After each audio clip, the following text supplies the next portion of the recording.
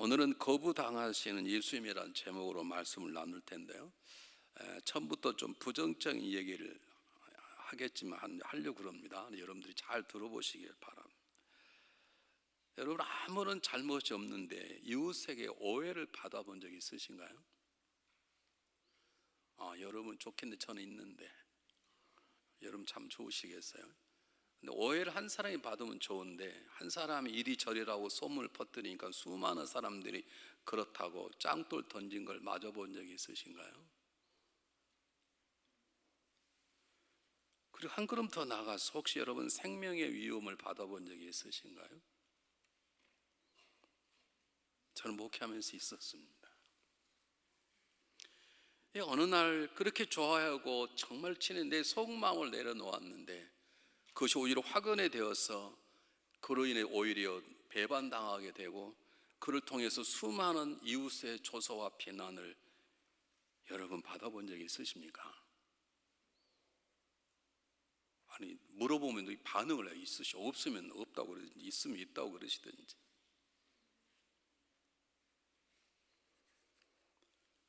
여러분, 많은 사람으로 사랑받는다는 것은 불가능한 것이지만, 내가 아무리 착하게 살아도 모든 사람 나를 알아준다는 건 불가능하지만, 그래도 한 어머니 뱃에서 태어난 형제 자매는 나를 알 텐데, 여러분 형제 자매에게 배반당해 본 적이 있으십니까? 여러분, 가장 믿을 만한 수많은 교회를 우리가 다 섬기는 건 아니지만, 그래도 하나님의 세우신 한 교회를 섬기는 성도인데, 그리고 함께 수년을 섬겨와서 함께 집사가 되고 권사가 됐는데, 혹시 그런 사람한테 오해받고 내팽개치고 그것 때문에 수많은 사람의 구설수에 올라본 적이 있으신지. 아마 이런 말씀은 안 해도 나름대로 배반도 당해보셨고 왕따도 당해보셨고 억울한 누명도 쓰셨을 것이고, 그런 경험이 있으실 것입니다. 아마도 지나친 오해나 따돌림, 조소와 비난 때문에 밤을 새며 끙끙거리며 아파해 본 적이 누구나 다 있을 것입니다. 아니, 어쩌면 그것 때문에 우리도 나도 모르게 나에게 비난하고 조사한 사람에게 복수전을 피려고 계획을 짜고, 나도 내 가슴 속에 칼날을 숨겨본 적도 있었을 것입니다. 근데 이런 일들은 제가 그냥 던지는 얘기가 아니라 우리가 살아가는 세상 속에 수없이 많이 있습니다. 지금 세상에 살아가는 수많은 세상의 풍파 속에 이런 거짓된 것들과 비난과 조소와 비난으로 수어진 살인것과 미움과 증오로 뒤범벅이 된 세상의 지등탁 속에서 저와 여러분은 지금도 살아가고 있는 것입니다. 요 문 밖에만 나가면, 아니 우리 안에 앉아서 예배는 드리지만 어쩌면 우리 안에 누구에 대한 미움과 증오가 요 안에서 범벅치는, 그렇게 앉아 계신 분도 있을지 모릅니다. 이러한 문제로 세상은 귀만 조금만 기울이면 죽어가는 사람들의 신음, 아파하는 사람들의 신음, 억울하다고 소리 지르는 사람들의 신음, 그리고 쑥덕거리며 이웃을 조사하고 비난하는 사람들의 쑥덕거리는 소리가 얼마나 많은지 모릅니다. 자, 이 말씀 왜 드리냐면, 오늘 예수님이 그런 상황 속에 계시기 때문에 그렇습니다. 오늘 본문을 읽으면 읽을수록 어쩌면 우리의 마음을 아프게 합니다.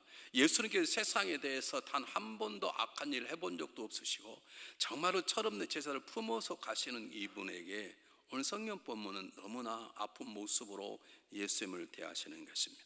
더욱이 우리의 마음에 아픈 것은 그런 세상에 대해서 예수님은 대적하지 않으시고 그들을 비난하거나 증오하지 않으시고 할 수 있으심에도 불구하고 그들을 품어내시는 것입니다. 그리고 우리 같으면 복수의 칼을 갈았을 텐데, 예수님께서는 예수님의 방법으로 어려움을 이겨내고 계시는 것입니다. 잘 보십시오.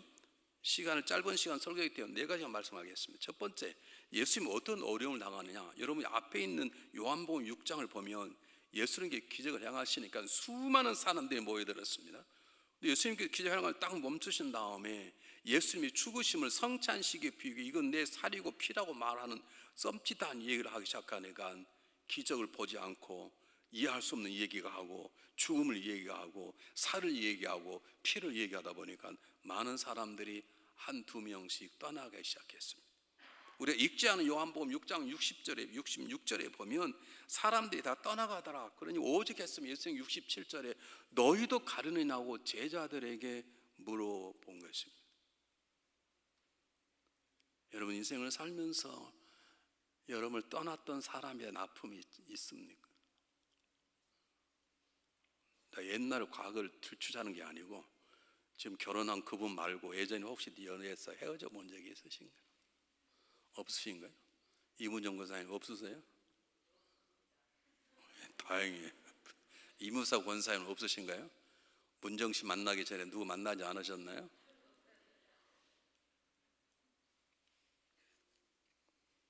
기적을 행할 때는 수많은 사람이 모이들어 박수를 치고 예수님을 대단히 영배다가 알아듣지 못하는 떡과 잔을 얘기하고 이건 내 살이요 피라고 얘기하고 이제는 기적을 보지 못해 많은 사람이 다 떠나가 버리는 것입니다. 예수님의 아픔이 무엇인가? 물론 우리가 아파하는 아픔과 다르면 예수님께서 당한 어려움을 이사야 55장 3절에 정확히 얘기하고 있습니다. 우리 너무나 잘 아는 본문인데 한번 함께 읽어보겠습니다. 똑같이 읽습니다. 시작. 그는 멸시를 받아 사람들에게 버림받았으며 강고를 많이 겪었으며 질고를 아는 자라. 마치 사람들이 그에게서 얼굴을 가는 같이 멸시를 당하였고 우리도 그를 귀히 여기지 아니하였도다. 예수님의 철저한 버림받음을 얘기하는 것입니다. 여러분 우리의 두려움 가운데 하나가 뭔 줄 아십니까? 사업이 안 되는 거 두렵습니다. 우리 근심 걱정 가운데 하나가 뭔 줄 아십니까? 여러분 내가 병 나는 거 걱정됩니다. 근데 정말 우리를 심각하게 힘들게 하는 것은 나는 혹시 내 남편에게 버림받지 않을까? 혹시 나는 우리 부모에게 버림받지 않을까? 나는 교회 갔다가 왕따 당하지 않을까? 그런 버림받음의 두려움이 있는데 예수님은 버림받을 만한 아무런 이유도 없는데도 철두철미하게 버림을 받은 것입니다. 우리 삶 가운데도 사람이 떠나간다는 것처럼 고통스러운 것은 없습니다. 내 주님이 당하시고 있는 것이. 두 번째, 떠나가는 것까지도 이해할 수 있는데 목숨을 노리는 사람이 있다고 말합니다. 한번 1절 보겠습니다. 1절 뭐라고 성경은 말하고 있는지 똑같이 읽습니다. 시작. 그 후에 예수께서 갈릴리에 다니시고 유대에서 다니라 하시 아니하시면 유대인들이 죽이려 하매러라. 저는 한 번 있었어요. 신앙생활을 그따위로 하냐고 제가 뭐라 그랬더니 저를 죽이겠다고 대검을 그렸다. 뭐 그러다 보면 별일을 다 당해요. 아니 지금 예수님께서 사람이 떠나는 것도 기적을 행했다는 수많은 사람이 모여오지만 기적을 행하지 않고 알아듣지 못하는 살과 피를 얘기하고 죽음을 얘기하니까 사람들이 다 떠나갔는데 제자까지 너도 떠나가 이렇게 물으시는 그들에게 어떤 사람들은 떠나가는 게 문제가 아니라 예수를 죽이려고 작정하는 것입니다. 성경은 예수님께 그들을 피하셨다고 말합니다.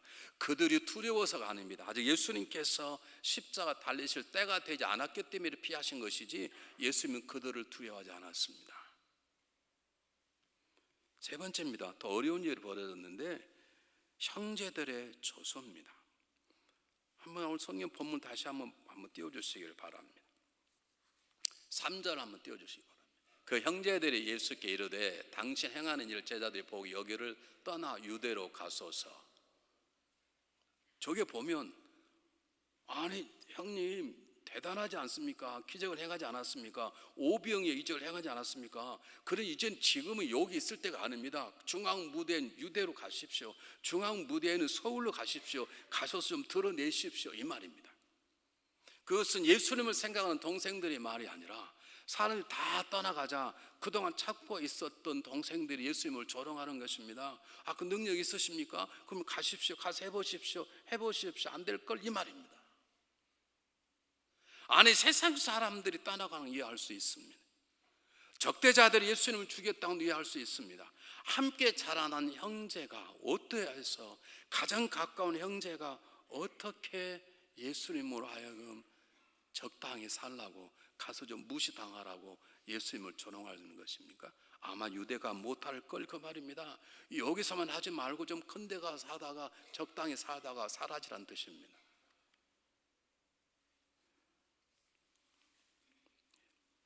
한국이라고 그러지 말한 부분은 아니지만 이민사회에서 가장 고통스러운 것 중 하나가 특히 목회자가 다루기 힘든 것은 형제 간의 싸움입니다. 물론 한국에서 형제 간의 싸움이 벌어지지만 이민생활 오다 보면 함께 형제 자매가 일하다가 서로 분리되기도 하고 다투기도 하고 왕왕 그러는데 우리 교우들은 안 그랬으면 참 좋겠습니다. 이럴 때 아멘 하는 건데요. 네. 여러분, 우리가 부모의 가장 마음 아프게 형제 자매가 갈라지는 부모가 제일 마음이 아프는 것처럼 어쨌든 이 당시에 입도 뻥끗도 못했던 형제 자매들이 예수님께서 많은 이 일을 당하다 보니까 이제 많은 사람들이 예수님 보내고 가고 심지어 예수 죽였다는 사람이 등장하기 시작하니까 그때야 이때라 힘을 내서 자기들 하고 싶은 형님 하신 대로 마음대로 하라는 거죠. 자기는 아무 의미가 없다는 거예요. 형제들의 조소가 어쩌면 예수님이 가장 마음이 아파질 줄 모릅니다. 네 번째 사람이 있습니다. 10절을 보니까 명절에 예수님께서 처음에는 초막지로 올라가시다 안 올라가시고 나중에 따로 조용히 올라가셨는데 아마 그게 소문이 났나 봐요. 사람들이 예수님을 찾기도 합니다. 찾는 가장 이유는 예수님 기적을 믿는 것입니다. 예수님 말씀을 믿는 것입니다. 그런데 한쪽에서는 예수가 왔다며 예수를 잡아야 되겠다는 소문이 돌았습니다. 그러자 예수님을 찾으러 왔던 사람들이 자기들의 정체를 감추는 것입니다. 예수를 믿기는 믿었는데 예수님을 찾아 제가 예수님 때문에 은혜를 받은 말을 못하는 것입니다. 왜냐하면 그 고백 때문에 자기들이 당할 분리, 고통 이런 것 때문에 말을 못하는 것이. 누군가가 나서서 예수님은 좋으신 분이라고 예수는 우리의 메시아라고 얘기해 줘야 될 사람들인데 어쩌면 그들 가운데는 죽을 병에서 나은 사람도 있을 것이고 오병이의 기적을 본 사람도 있을 것이고 정말 우리 성경에 다 기록하지 않았지만 어쩌면 주님과의 강력적인 만남을 가진 지울 수 없는 경험을 가진 사람이 있었을 텐데 불구하고 세상이 뭐라 그러니까 세상 눈치 보느라고 나는 예수 믿는 사람이라고 나는 예수님 때문에 은혜를 받았다고 나는 예수님 때문에 병이 나았다고 말하지 못하는 사람들이 있는 것입니다. 그럼 제가 네 가지를 저는 말씀드렸습니다. 첫 번째, 그냥 어려우니까 떠나가는 사람. 두 번째, 완전 예수에 대한 원한을 가지고 있는 사람. 세 번째, 가까이 지냈으면서도 부담이 되니까 이제는 난 모르겠다는 사람. 네 번째, 은혜는 받기는 받았는데 은혜를 받았다고 세상에 말하지 못한 사람. 여러분, 네 종류 가운데 어느 부류에 속합니까? 목사님, 우리는 믿는 사람이고 집사고 권사고 예배드리지 않습니까? 그렇습니다. 자, 깊이 얘기할 땐 잘 들어보십시오. 우리가 보기에는 우리는 예수님을 떠난 사람도 아니고 와서 예배드리지 않습니까? 우리는 예수님을 죽이려고 하는 칼을 뽑는 사람도 아닙니다. 우리는 하나님 앞에 내 삶을 드린 사람 아닙니까? 우리는 예수 형제처럼 좀 어렵다고 예수님 멀리하는 사람도 아닙니다. 그렇지 않습니까? 우리는 믿음이 있지만 믿음이 없는 사람 살지 않고 이곳에 와서 예배드리고 성가 대원으로 내가 찬양합니다. 자, 우리 자신을 드려야 되지 않습니까? 근데 우리가 어떤 존재냐고요? 잘 들어보십시오. 제 삶을 얘기해 볼게요. 저는 가정생활하고 있습니다. 교회 와서 목사로 생활하고 있습니다. 사회 나가면 한인으로서의 한인사회 일위로 일하고 있습니다. 여러분은 교회 와서 예배 드릴 때는 하나님의 가장 친밀한 존재고 예배 때는 성령이 충만하고 찬양할 때는 천국이 나인 것처럼 고백하고 찬양하는데 요 문 밖에 나가서 그렇게 사시냐 이 말이에요. 요 문 밖에 나가서는 하나님을 거부하는 사람처럼 이 문 밖에 나가서는 하나님 예수님을 떠나버린 사람처럼 이 문 밖에 나가서는 예수가 나의 주인이라고 말 한마디 못하는 처럼 살아가지 않냐 이 말이죠. 내 삶 가운데 어느 것이 없냐는 거예요.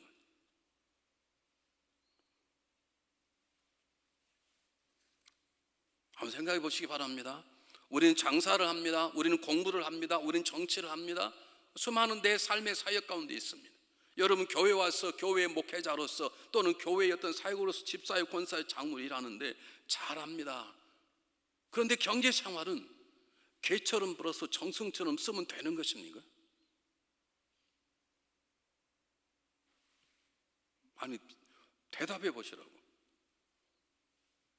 아니 개처럼 벌어서 11조 많이 하면 되는 것입니까? 그것은 돈 버는데 예수를 떠나버린 것 똑같은 거예요. 내가 국회의원이 되기 위해서 내가 한인사회 리더가 되기 위해서 수단과 방법을 가리지 않고 살아간다는 말은 나는 예수님을 부정하는 것 똑같아. 예수를 거부하는 것 똑같은 것이에요. 예수 믿는 사람은 교회에서도, 가정에서도, 세상 속에서도, 학교에서도, 정치가 되어도, 9년일지라도, 돈을 버는 일에도, 데이트하는 일에도 예수님의 방법으로, 예수님의 마음과 예수님과 함께 가야 되는 거죠.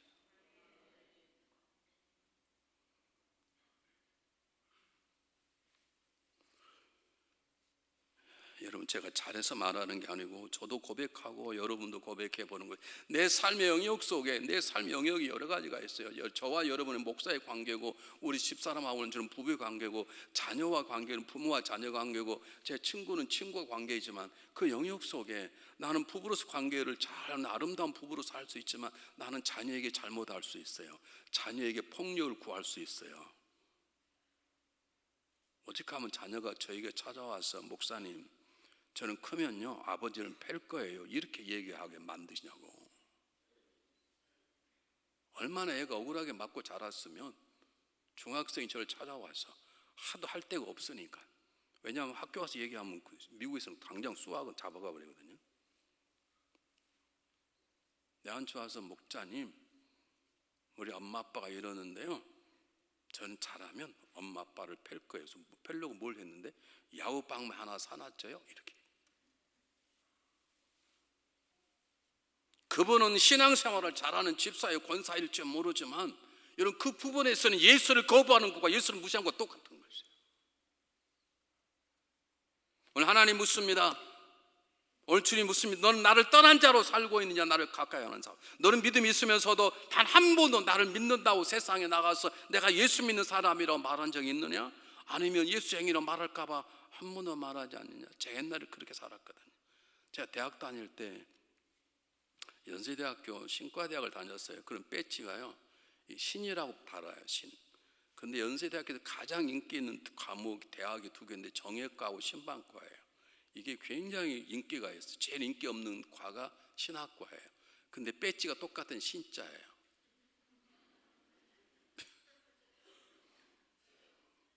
이제 미팅을 해요. 이대생하고 이렇게 미팅하잖아요. 그럼 물어봐요, 상대방이. 제 얼굴이 잘생겼으니까 당연히 신방과죠. 그럼 저는 네 그랬어요. 지금 그 여자 만날까 봐 걱정이 돼요. 자, 옛날에 그랬다니까. 옛날에 그랬다니까. 그때 끝까지 나는 신학과이라고 한 사람이 있어요. 그게 순복음교 이영훈 목사예요. 나랑 같이 공부한 사람인데. 그게 이런 차이가 있는 거예요. 물론 저는 지금 당당하게 제가 목사라고 얘기합니다. 중앙연합감리교 목사라고 얘기합니다. 감리교 목사라고 얘기하는 부족하지만, 다시 묻습니다. 나는 내 삶의 영역 속에 어떤 부분은 주님이 내 삶을 장하고 계신데, 어떤 부분은 아직도 주님이 거절당하고 주님이 외면당하는 삶의 영역이 나에게 없는 것인지. 두 번째, 오늘 성경 본문이 말씀하고자 하는 것은 뭐냐면, 이 거부당하시고 거절당하신 예수님의 모습을 우리가 마음속에 새겨봄이 필요하다는 것입니다. 짧게 두 가지 얘기하겠습니다. 첫 번째, 예수님의 어려움 당하심이 무엇던가? 그분이 잘못해서인가? 그분께서 그렇게 사람들이 왕따 당할 만큼 인간관계를 잘못해서인가? 아닙니다. 예수님이 당한 어려움은 우리가 당해야 될 어려움인 것입니다. 그분의 어려움은, 그분이 십자가 달리면 우리가 십자가 달릴 걸 그분이 대신 당하여 주신 것입니다. 여러분, 이사야 53장 4절은 뭐라고 말합니까? 외우십시오. 저는 짤막한 한 구절인데 똑같이 한번 읽어보겠습니다. 시작. 그는 실로 우리의 질고를 지고 우리의 슬픔을 당하였거든 우린 생각하기를 그는 징벌을 받아 하나님께 맞으며 고난을 당하였노라. 예수님께서 이렇게 왕따 당하고 예수님께서 배반당하는 이유는 우리가 마땅히 당해야 될 거예요. 우리의 죄에 우리는 버림받아도 되고, 우리의 죄에 우리는 세상 사람이 짱돌 맞아도 될 만한 그런 존재들임을 예수님이 직접 대신해서 당하신 것이에요. 이것이 뭐가 중요한가? 주님께서 그 길을 가보셨기 때문에 지금 우리의 외로움, 우리의 버림받음, 우리의 아픔, 우리의 배반당함, 것을 주님이 너무나 잘 아시는 것이에요. 그분이 다 경험하신 거예요.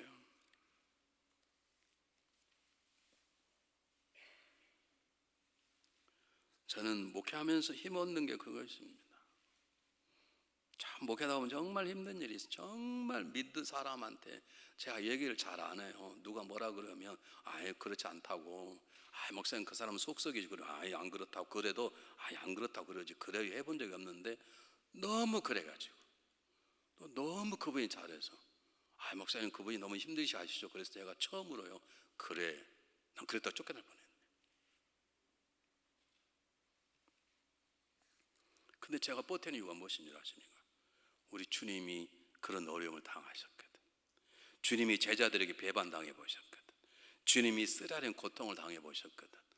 그 주님의 그 어려움은 우리가 당할 어려움을 당하셨기 때문에 우리는 그분을 생각하면, 그분을 붙잡으면 그분이 우리의 위로가 되고 격려가 되고 힘이 되고 다시 일어나게 하는 역사가 있는 것입니다. 그가 왜 채찍에 맞았는가? 우리라면 다시 살아나도록 하기 위해서. 왜 그분이 십자가에 죽으셨는가? 우리가 당할 죽음을 대신 죽으시고 우리를 하여금 새로운 삶을 살도록 하기 위해서인 것입니다.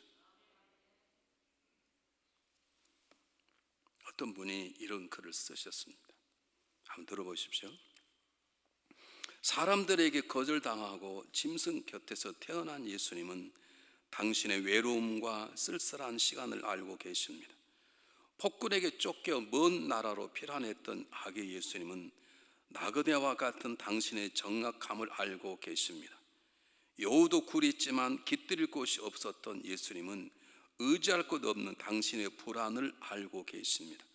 목수의 집에서 태어나 시골에 자라난 예수님은 당신의 땀과 고생과 그 피로를 알고 계십니다. 돌로 빵을 만들라는 시험을 당하신 예수님은 욕심의 수렁 앞에 선 당신의 위험을 알고 계십니다. 친구들의 떠남과 배신을 체험하신 예수님은 혼자서도 굳세게 살아버리는 당신을 알고 계십니다. 이 잔을 나에게서 거둬주소라고 호소하신 예수님은 당신의 약함과 실패의 발걸음을 알고 계십니다. 수건을 동이시고 제자의 발을 씻겼던 예수님은 숨은 봉사와 당신의 지불한 희생을 알고 계십니다. 가르빌 언덕을 홀로 올라가신 예수님은 남몰 흘리는 당신의 눈물을 알고 계십니다. 여러분이 우리의 모든 것을 아시는 그분께서 저와 여러분과 함께 하시고 우리를 건져내시고 인도하시는 것을 믿으시기를 바랍니다. 주님의 고난의 길을 가셨는가? 저와 여러분을 고난 가운데 건져내시기 위함입니다. 예수님 이렇게 배반과 고통스러운 삶을 사시는가? 저와 여러분을 배반과 고통의 자리에서 건져내시려고 그 길을 가신 것입니다. 그러므로 우리는 주님을 붙잡고 다시 일어나셔야 합니다. 여러분 배반한 사람을 미워하지 마시고 배반당하시던 주님을 붙잡고 일어나십시오. 여러분의 삶 가운데 칼을 던지는 사람이 복수의 칼을 뽑지 않고 복수를 하지 않고 예수님이 그를 품으시며 살려내셨던 그리스도의 손을 붙잡고 복수의 칼을 사랑의 칼로, 사랑의 손길로 바꾸어내야 되는 것입니다. 정말 부탁드립니다. 산부 드리다가 원수 같은 사람이 있다고 일부러 내려가거나, 일부 예배 드리다가 정말 사랑 같은 사람이 있다고 또 산부로 가거나 왔다 갔다 하지 마시고 예수님을 붙잡으시고 원수를 품으셨던, 마지막 돌아갔던 로마 병정까지 품으셨던 예수님의 십자가 사건을 기억하고 그분이 당한 거 우리 때문에 당한 것이고 내 대신 당한 것이기 때문에 우리 그분의 손을 잡아내고 우리 원수를 이겨내고 원수를 사랑하는 자리까지 나가야 될 줄 믿습니다. 누가 여를 버리면 버림을 받으십시오. 그 자리에 일어나십시오. 버렸다고 욕하고 복수에 칼고 온 동네 방네 그 사람 나쁘다고 소문내지 마시고 밟으면 밟히십시오. 그리고 일어나면 되는 것이에요. 일어나면 되는 것이에요. 우겨 싸움을 당하십시오. 그 다시 일어나면 되는 거예요. 거꾸로 뜨리면 쓰러지십시오. 손을 잡고 다시 일어나면 되는 거예요. 그것 때문이라고, 그 사람 때문이라고.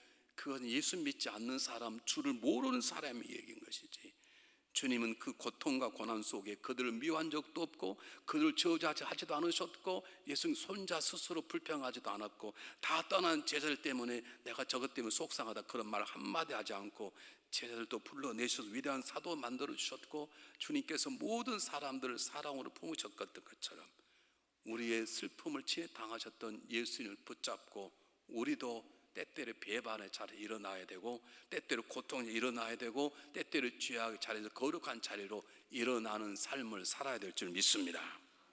두 번째, 예수님께 그냥 당하신 것만 아닙니다. 예수님은 하나님의 때를 아셨습니다. 예수님 이겨내는데 힘이 어디가 있는가? 하나님 때가 있다는 거예요. 언젠가는 성대가 있다는 거예요. 언젠가는 저들이 나를 버렸지만 저들이 나를 통해 구원받을 거라는 분명한 하나님 때에 대한 확신이 가지고 계신 거예요. 제자들이 다 떠났지만 언젠가 저들이 나의 제자가 될 거라는 생각이 있었기 때문에 예수님은 제자들을 바꾸지 않으셨습니다. 예수님 아프게 했지만 그들을 저주하지도 않았고, 매맞음이 싫어서 도망가지도 않았고, 십자가 두려워서 멀리 도망치지도 않았습니다. 왜냐하면 하나님의 때가 되면 십자가는 능력의 십자가 될 것이고, 죽음은 능력의 부활이 될 걸 예수님은 알고 계셨기 때문인 것입니다. 주님 분명히 말씀드립니다.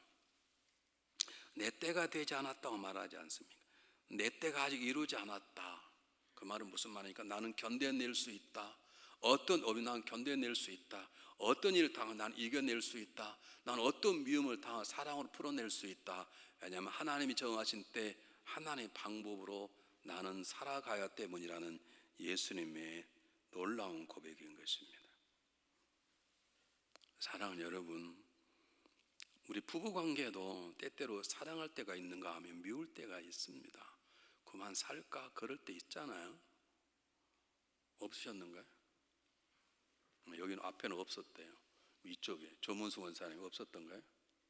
없었대. 너무 좋겠네.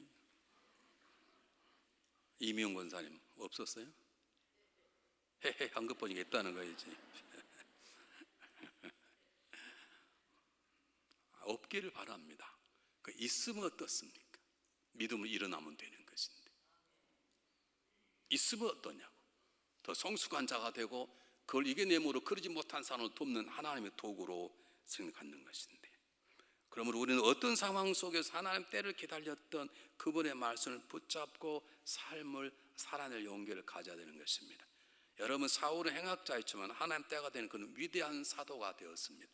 베드로는 예수님을 2번씩 부인하고 3번째 저주 하나님의 때가 되는 그런 위대한 사도의 삶을 살았습니다. 우리도 하나님의 때가 있습니다. 믿음이 적다고 포기하지 말고, 이렇게 신앙 살 바에 차라리 절로 가지 마시고 기다리세요. 하나님 때가 있어. 때가 있으면 하나님 여러분을 통해서 위대한 일을 그분께서 이루어 가실 것입니다. 그러므로 우리는 물어야 됩니다. 내 때가 언제냐가 아니라 나를 통해 일하실 하나님의 때가 언제인가? 하나님 원하시는 때가 언제인가? 지금 하나님 원하시는 때가 기도인가?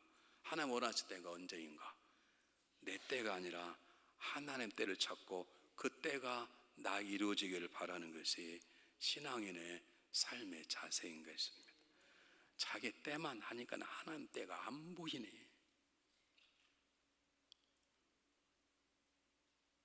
이렇게 얘기도 못 알아도 할 수 없어요.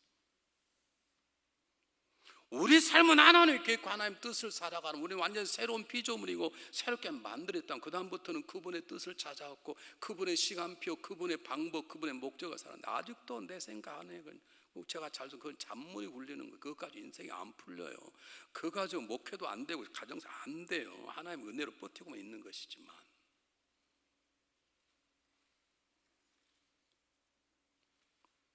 요한복음 4장 34절 한번 보겠습니다. 외우십시오. 똑같이 읽습니다. 시작. 예수께서 이르시되 나 양식은 나를 보내신 이의 뜻을 행하며 그 일을 온전히 이루는 것이라.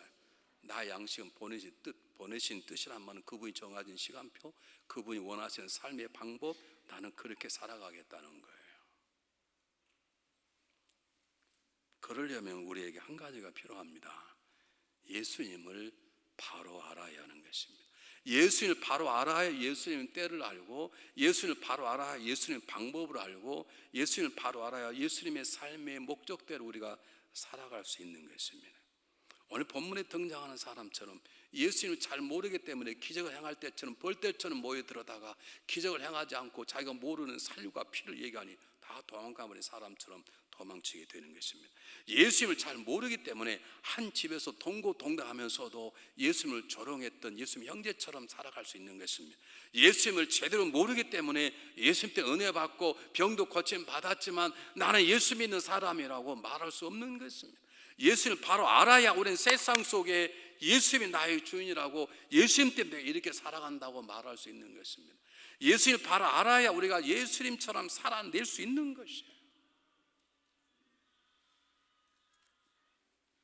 그렇다고 막 찬양이 나오잖아요. 여러분 한번 생각해 보십시오. 우리 정말 어려운 시대를 살아가고 있지 않습니까? 언제 이런 팬데믹 상황 속에 언제 이렇게 살아봤습니까, 여러분?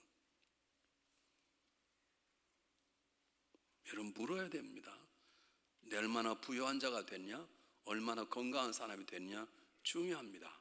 그보다 더 중요한 것은 나는 예수님 얼마나 많이 아는가? 예수님 알기 때문에 예수님 때를 알고 그분의 삶의 방법을 알고 내 주신 그분의 삶의 사명을 하나 이렇게 살아간다고 말할 수 있을 정도. 적어도 나가서 우리 목숨을 걸고 주님을 위하여 살지는 못할지라도 우리 세상에 나가 적어도 달라스 안에서 나는 중앙연합감리에 다니는 내가 집사요, 권사요, 장로요, 목사요. 나는 적어도 성가대원이요. 이렇게 말할 수 있어야 돼요. 나는 예수님 때문에 내 인생 이렇게 바꿨다요 라고 말할 수 있어야 되는 거예요. 나는 예수 믿고 나니까 내 남편, 내 아내를 다르게 대합니다 라고 말할 수 있어야 되는 것이죠. 왜냐하면 그렇게 살 수 있도록 주님께서 지금 거절당하시고 버림받고 조롱당하시고 계시기 때문에 그렇습니다. 여러분 우리는 어떤 상황 속에서도 예수님처럼 두려워하지 말아야 합니다. 우리는 때때로 오해받고 공격받고 조롱받아도 예수님처럼 대꾸하거나 복수의 칼을 뽑아서는 안 되는 것입니다. 왜냐하면 그렇게 살지 않도록 주님께서 고난을 당하셔서 그렇습니다. 그러려면 여러분 두 가지가 가장 기본적인 것이에요. 예수님을 알아내려면 말씀 속에 들어가야 돼요. 하나님의 말씀 속에 들어가야 되는 거예요. 말씀을 읽어내야 되는 거예요. 말씀을 묵상해내야 되는 거예요. 말씀을 외워야 되는 거예요. 말씀대로 살려고 노력해 보는 거예요. 뿐만 아니라 1:1 그분 앞에 앉아서 주님께 직접 배워야 되는 거예요. 내 삶의 사정을 그분께 아뢰고 이럴 때 주님은 어떻게 하셨겠습니까? 라고 그분께 물어봐야 되는 거예요. 이렇게 기도 정말 기도 안 한 사람이네. 지금 정말 기도할 때인데, 지금 철회할 때고 금식할 때인데 누구냐고요? 우리 교회 3명 있어. 3부에 3명, 2부에 2명, 1부에 1명. 4부에 몇 명 있다고요? 4명. 웃을 일이 아니에요. 있어요. 모르네.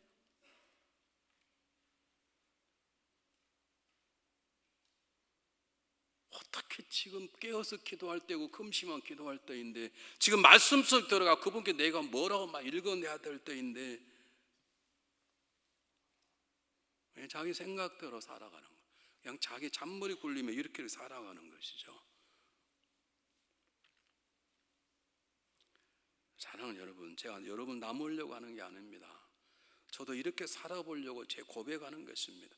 아직도 부족하고 한 교회를 3년 넘게 섬겨보지만 참 부족해. 여러분에게 정말 죄송해요. 그래도 저는 노력해요. 정말 잘해보려고. 아멘 좀 해줍시다. 남의 그렇게 처량하게 하세요. 이렇게.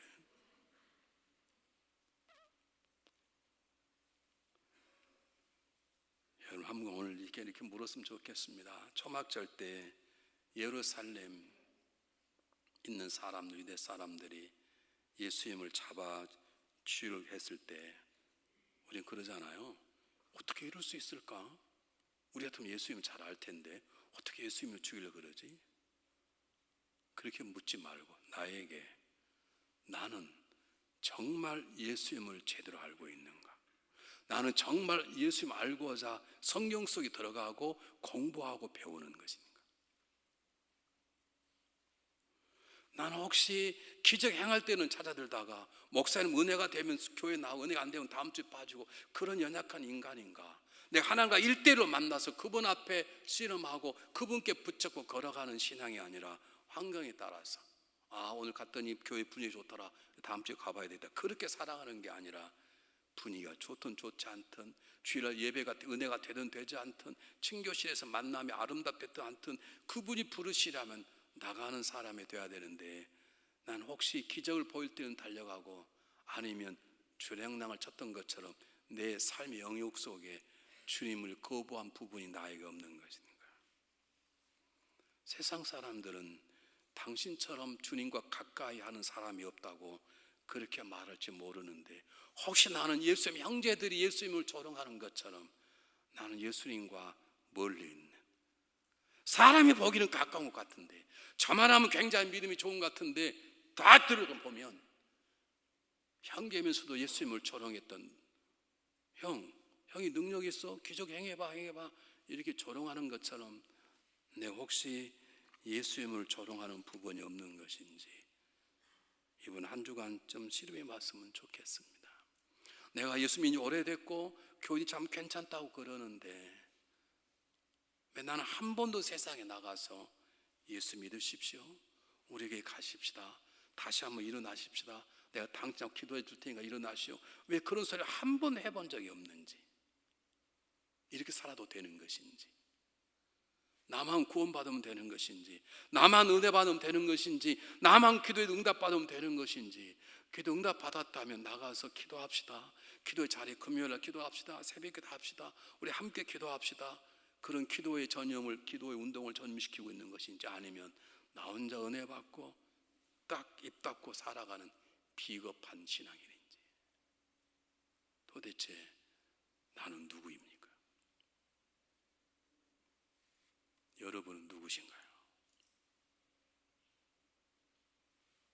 기도하겠습니다.